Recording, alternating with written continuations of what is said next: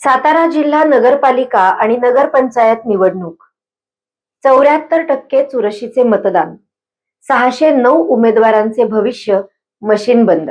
सातारा जिल्ह्यातील 7 नगरपालिका आणि एका नगरपंचायतीसाठी मंगळवारी मतदान प्रक्रिया सरासरी 74% इतक्या चुरशीने पार पडली, ज्यामुळे एकूण 609 उमेदवारांचे राजकीय भविष्य मतदान यंत्रांमध्ये सीलबंद झाले. सातारा, वाई, पाचगणी, म्हसवड, कराड, मलकापूर, रहिमतपूर या पालिका आणि मेढा नगरपंचायतीसाठी हे मतदान घेण्यात आले. या निवडणुकीच्या निमित्ताने मुख्यमंत्री देवेंद्र फडणवीस, उपमुख्यमंत्री अजित पवार आणि नामदार एकनाथ शिंदे यांच्यासह जिल्ह्यातील मंत्र्यांनी जोरदार प्रचार केला होता.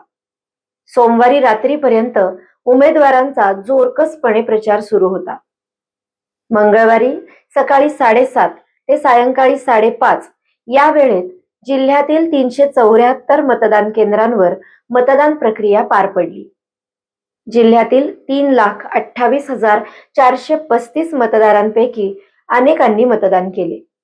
अनेक केंद्रांवर, विशेषतः म्हसवड येथे सायंकाळी 5:30 नंतरही मतदारांच्या भल्या मोठ्या रांगा लागल्यामुळे मतदान उशिरापर्यंत सुरू होते. मतदानादरम्यान रहिमतपूर, वाई आणि म्हसवडसह साताऱ्यात मतदार यंत्रांमध्ये बिघाड झाल्याच्या घटना घडल्या, परंतु तातडीने यंत्रे बदलून मतदान प्रक्रिया पूर्ववत करण्यात आली. काही ठिकाणी यादीत नावे न सापडल्यानेही मतदारांचा घोळ झाला.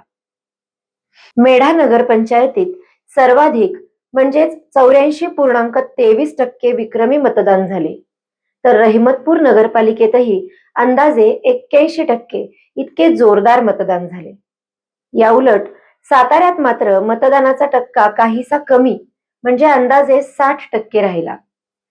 साताऱ्यात तणावाच्या वातावरणात मतदान पार पडले, जिथे शिवसैनिकांना मारहाण झाल्यामुळे शिवसेना पदाधिकारी आणि उमेदवारांनी पोलीस ठाण्यासमोर ठिय्या मांडला होता. उच्च न्यायालयातील याचिकेमुळे फलटण व महाबळेश्वर नगरपालिका तसेच मलकापूर आणि कराडमधील काही प्रभागांची निवडणूक पुढे ढकलण्यात आली आहे.